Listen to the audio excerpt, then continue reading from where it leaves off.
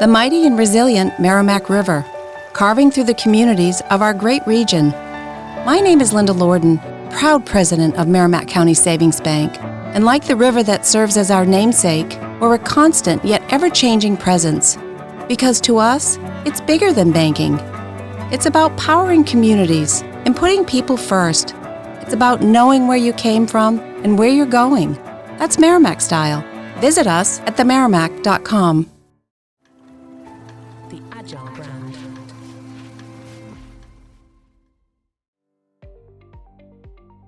Welcome to the B2B Agility Podcast, where we look at the factors that drive success in B2B marketing, with a focus on the people, processes, data, and platforms that make B2B brands stand out and thrive in a competitive marketplace.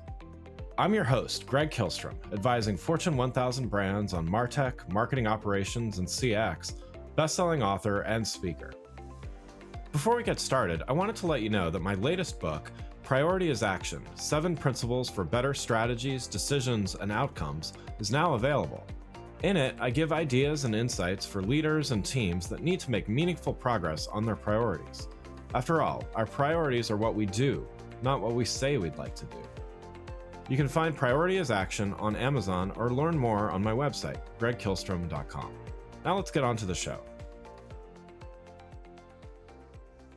In the highly competitive B2B market, brands that lead are often those that demonstrate relevance, agility, and fearlessness. Joining us today to discuss these qualities and the unique business model of BrightSign is Brian Rowley, CMO of BrightSign. Brian, welcome to the show. Hey, Greg, thanks for having me. Appreciate it. Yeah, looking forward to talking about this with you. Why don't you start by giving us a little background about yourself and your role as CMO at BrightSign? Yeah, so obviously been in the telecom and technology space for many years, 20 plus years. I joined BrightSign a little over a year ago, and I am currently the CMO there and basically have responsibility there for all of our digital marketing, our event marketing, our messaging, brand, you name it, we cover it in the work that we're doing there. And, really the goal for us really is to really help our customers and their customers sort of bring this whole concept of visual content and visual and experiences to life. Great.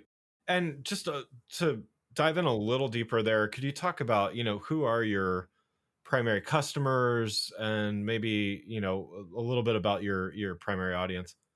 So our audiences, are really vast, right? When you think about it from the perspective of, people are trying to create these immersive experiences at every touch point they have with their audiences, whether that's a consumer side, whether that's a business side. But for us, some of the key markets that we have obviously are like theme parks and entertainment. We have, enterprises, corporate environments. We have education, higher ed, campus wayfinding is a big thing for us. Banking is a big thing for us. Back of house from a retail perspective, front of house from a retail perspective, quick serve restaurants. I could go on and on and on in regards to the markets that we cover, because it really is all about creating this amazing experience, regardless of who your audience is, and making it less static and more engaging and immersive. And so it really is, quite honestly, a really challenging piece, because the audiences are so big and so vast and very different in many ways, but there's a lot of them, that's for sure. Yeah. So let's we're going to talk about a few things today, but let's start by talking about the importance of relevance, agility, and fearlessness. Successful B2B brands often embody these qualities to stand out as leaders in their categories. How would you define these three terms, relevance, agility, and fearlessness, in the context of B2B marketing? And why are these qualities so critical for brands aiming to become category leaders? Yeah, I guess if we take them one at a time, right? For me, and I'll define them as we define them, right? But like when I look at relevance and have that conversation, for me, that's really about keeping and listening to our customers' needs, right? Being mindful of who they are, where they are in their buying and purchasing decisions, and making sure that you're delivering them the experience that's appropriate for where they are in their journey. agility for me is a little bit different, right? And that's actually, and I look at this a little bit differently, but I think a lot of people in marketing look at this, right? And that's really understanding the metrics and the data that you have in regards to the efforts that you're making and developing plans that are adaptable enough to be able to change and be agile based on the input that you're getting as a result of that data. And then lastly, I think fearlessness. I mean, people look at this as going out and taking big risks, and that is a part of it, trying new tactics for engaging audiences. But I think it's also about being willing to show up in a conversation that you might not have all the answers to, but are willing to put that out there. So it's almost like creating a little bit of vulnerability in the conversation, and but understanding that it's important for your voice to be heard regardless of what that message is in that specific space. And it's a balance there, right? Because when we talk about relevance, you also have to be relevant. So you can't just be in there having any conversation. You do have to have a relevant conversation, but you might not have all the solutions or all the answers to the conversation that's happening. But being willing to insert yourself and be a little bit vulnerable by actually showing up there and saying, I don't have all the answers, but it is something that's of importance to us and something that we're focusing on. Yeah. So could you maybe share an example of how BrightSign has embodied, one, two, or three? I know three is a lot, but has embodied, at least one of these characteristics to stay competitive and innovative in the digital signage market. Yeah, I think relevance, right, is probably the most one that's probably most applicable in this situation. And I think that is because I think, oftentimes companies, ourselves included, right, got caught up with delivering the same message to the same audience, regardless of where that was being delivered or where that audience was showing up. And one of the things for me that actually really came to light as a result of COVID was we don't actually have the luxury of just pushing content that we want to push to the market. What we need to do is make sure we understand the needs of the audience who's consuming and making sure that we deliver the appropriate information at the appropriate time for whoever that audience is. And let me step back and make that just a little bit clearer, right? So we have a very technical audience, and so we talk very technically to that audience. But we also have folks, as we look at how do we create these more immersive and captivating experiences, who are actually on the creative side of that conversation. So understanding that audience and understanding that if I just gave a bunch of speeds and feeds information to a creative audience as I would an IT audience, I'm going to lose them very quickly. So we have actually had to work on our messaging structure and the way in which we develop that message to make sure that we understand who the audience is, understand what messaging we're delivering in what form factor, right, to which audience, and making sure that it's relevant to them. Creatives want to see outcomes. Creative people want to see, what can I do to wow an audience? And an IT team wants to understand, what is the efficiency associated with this player? What is its uptime? What is, all of those elements to it that are very technical. So we've got to blend those. So for us, relevance was a really important piece in the way in which we speak across all of our platforms to our audiences. And then I would just tag on to that a little bit by saying that the agile side to that is really understanding and measuring how well is that messaging being received, and then how quickly can we adapt it in the event that we're not getting a lot of the metrics that we're looking to try to achieve.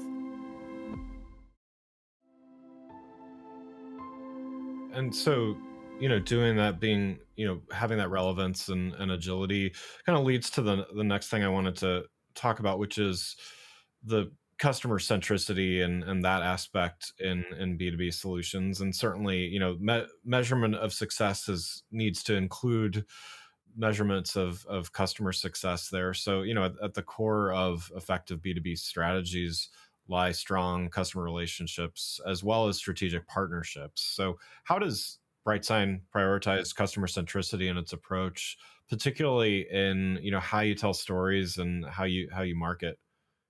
Yeah, I mean, we are in the business of telling stories, or helping people, right, to tell Yeah. stories. Yeah.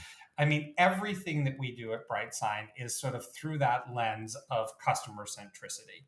And so, that's a big undertaking because we are a part of that conversation, right? So, BrightSign at its heart is sort of we're the global market leader in digital signage players, right? We've got millions of players across the globe, but we're one element to the abilities to create an amazing digital signage experience. So just recently, we actually launched a program which is a Bright Alliance program, and it's actually targeted towards our content management software partners. And we understand in this process that we ourselves can't do this all on our own. We understand who we are. We know exactly what value we bring in sort of that overall of mission of bringing visual content and experiences to life. But we know that we can't do it alone. So the partnerships, in order to be able to achieve what customers are ultimately looking for, are incredibly important to us. And so we have a really vast partner ecosystem made up of distributors and resellers and integrators and content management software companies. I mean, it spans the globe in terms of what is there, because quite honestly, there are so many unique situations that our customers bring to light that we realize are important, that we actually had to make sure that we were engaged in the right places in order to pull that to life. And, we work very closely with all of, as I mentioned, sort of the integrators, the resellers, the partners, all of that in everything that we do. So whether it's trade shows and events, we're out there to sort of sell a combined solution and help a customer complete their digital signage journey. Doing this in a silo doesn't work, right? It won't come together the way that you actually want it to. So the partnerships, in order to achieve that customer centricity, is a really important part to us. And I will tell you, without a lot of the partner relationships that we have, we would be a very different company. They bring a tremendous amount of strength to what we do and what we can offer to our customers. Yeah, and yeah, because I would imagine in your business, I mean, a sign is very important, yet a sign is part of something, or it's pointing to something, for lack of Yeah. a better term. So there needs to be not only integration, but also, it needs to be doing the right thing at the right time to the right audience. Well, think about it for a second, right? Like if you look at it, think about how many digital signs you walk past in the course of a day, Yeah. right? Yeah. There's a lot of them. And if they're just static, you do exactly that. You just walk past them. But when you look at some of the relationships we have with some of our technology partners, where you may actually approach something and you may do an air gesture, wave your hand, which would trigger a screen. You may do something else, make it a touch environment, right? There may be an audio component associated with what you're doing. You may use sort of visual cues to understand that an individual actually entered into a specific zone, and when they enter into that zone in a retail and establishment, then we know that this trigger is going to happen. So it really is more complex, right, than just a sign. It really is trying to figure out, how do we maximize that moment with that individual, and then who are the players and who are the partners that we need in order to make that happen. Yeah, and so with that partnership angle, I mean, I would imagine it probably happens a number of different ways, but how do you look at when customer centricity and customer success is the ultimate measure? How do you look at finding the right partners? Are a lot of partners coming to you with ideas and you help them finish it? Are you going out to other partners because your customers are having specific challenges or needs, or is it maybe all of the above? Like, what makes a good partner at the end of the day? Yeah, I mean, as I said, BrightSign has this unique role, right, as sort of that global market leader. And a big part of that is as a result of sort of the BrightSign OS. So we are very unique in the approach, and this is more of the technical side of things, right? In regards to the OS that we run on our players. And, it's kind of like, I'll probably equate it to a sort of like this sort of self-healing approach to it, right? The player knows exactly what it's supposed to be doing at all times. And the minute it doesn't do what it's supposed to be doing, it automatically corrects itself. And to put that into everyday life, right? How many times do you walk by a digital sign and you see like a blue screen, right? That's because a player, not ours, thankfully, didn't know what it was supposed to be doing, right? And therefore, that's what it delivered. It delivered this static blue screen. Our players are known for their reliability, they're known for their security, and they're known for their sustainability. They've been in market for a very long time. And so we have a lot of people that come to us every single day who are looking to partner with us because of that reputation and that brand reputation that has been built over the course of years.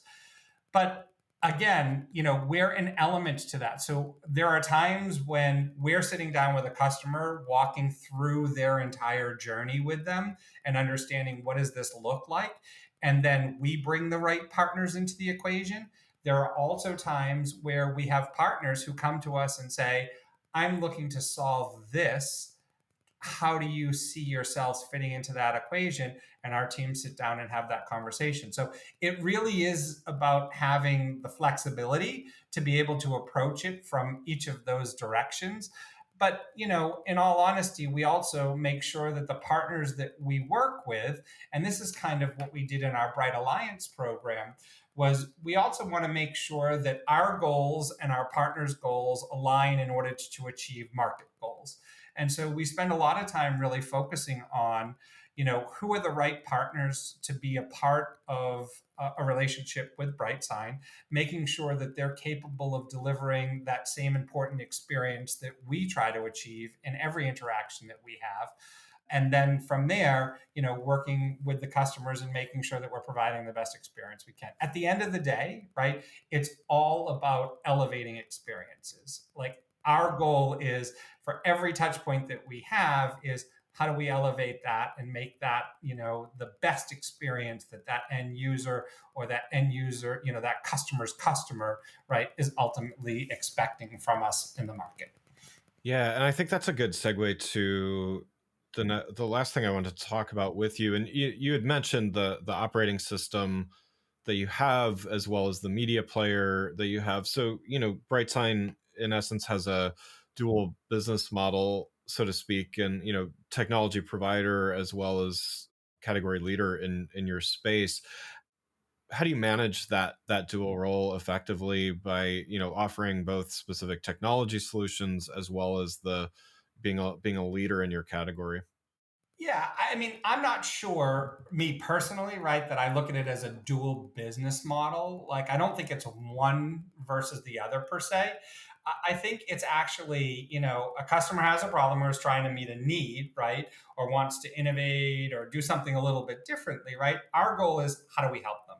Yeah. Right. And we view it as, how do we help them, but also understanding that we actually only can do so much. We know who we are, we know our limitations, and then how does our partner ecosystem fill the gaps that potentially we may have, right? So when you're working with a company like BrightSign, you're working with us along with those partners to ultimately achieve the best experience with the best of the best doing that and knowing that, right?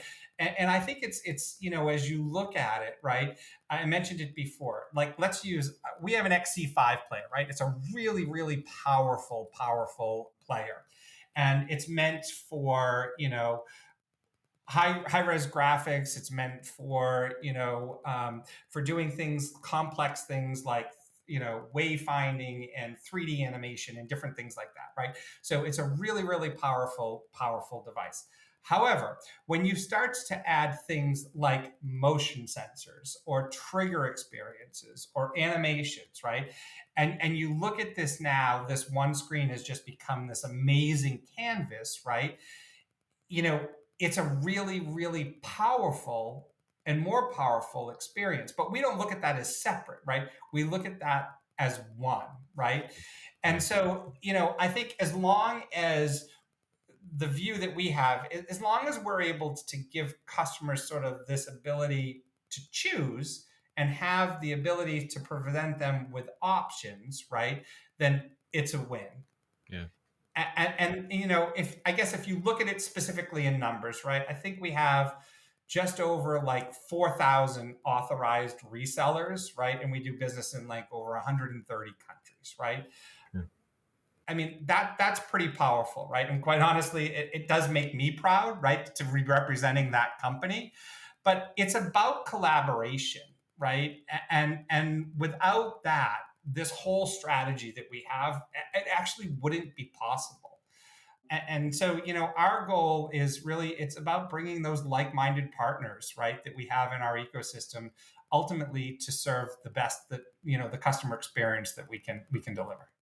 Yeah, and I would imagine, given, you mentioned the breadth of countries that you operate in as well. I mean, that ecosystem you referred to, that's got to be incredibly powerful as you, I would imagine, continue to expand, but also as you expand in each of those regions, and there's going to be different considerations and things like that. So it seems to just kind of underscore the benefits of having.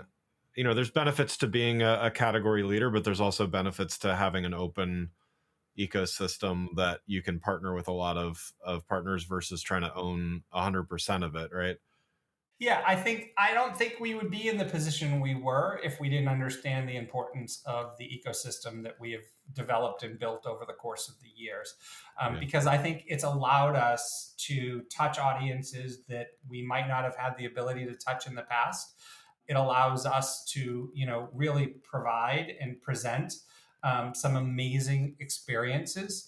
And I will tell you, internally, there's nothing more exciting for us than for us to have a challenge like that and be presented with, how do we either bring this visual content or this experience to life? I mean, that's what we do. That's what the foundation of what we're there to help do. And we're sort of the power behind making that happen. Yeah. Well, one last question before we wrap up here. Looking to the future, what trends do you see impacting digital signage, and how is BrightSign preparing to meet those evolving demands? Yeah, I mean, it's a great question. I would say that one thing that we know for sure is expectations from our markets continue to get greater and greater every day. How do we actually create a more immersive experience? How do we actually pull the buyer to further into the decision-making process? And I'll give you an example on this, right? Like, you walk into a store, right? And, through some of the sensor technologies, let's say it's a retail environment, you're going in, you're searching for a pair of running shoes. You go up to the running shoe, you pick it up. By doing that, it triggers information that goes onto a display sitting above that. It tells you a little bit about the shoe. It tells you about the performance of the shoe. It tells you about in-store inventory. It tells you about online inventory. In some cases, the ability to actually make the purchase and do all of that right there. Those are the experiences that people are looking for. And we know that people are looking for more and more of those. So I think more immersive is going to be an important piece for this space. I think AI is going to create some really interesting spaces here, because I think as you look at this and really customizing each experience to be tailored to the individual consumer who's standing in front of that display at that given time, will also be a really important part. I mean, this is a fascinating space. And there's so much to still be uncovered. There's a tremendous amount of progress that's been made. Like I said, I've been with the company for just about a year, and to see some of what's been happening in the industry in the course of a year just blows my mind. But I think there's just the power of this space and its abilities to actually target audiences and improve on overall experiences is going to be something to watch. Love it. That's great. Well, again, I'd like to thank Brian Rowley, CMO at BrightSign, for joining the show. You can learn more about Brian and BrightSign by following the links in the show notes. Thanks again for listening to the B2B Agility Podcast. If you enjoyed the show, please take a minute to subscribe and leave us a rating so that others can find the show more easily. You can access more episodes of the show at www.b2bagility.com. That's b2bagility.com. While you're there, check out my series of best-selling Agile brand guides covering a wide variety of marketing technology topics, or you can search for Greg Kihlstrom on Amazon. Until next time, stay focused and stay agile. The Agile brand.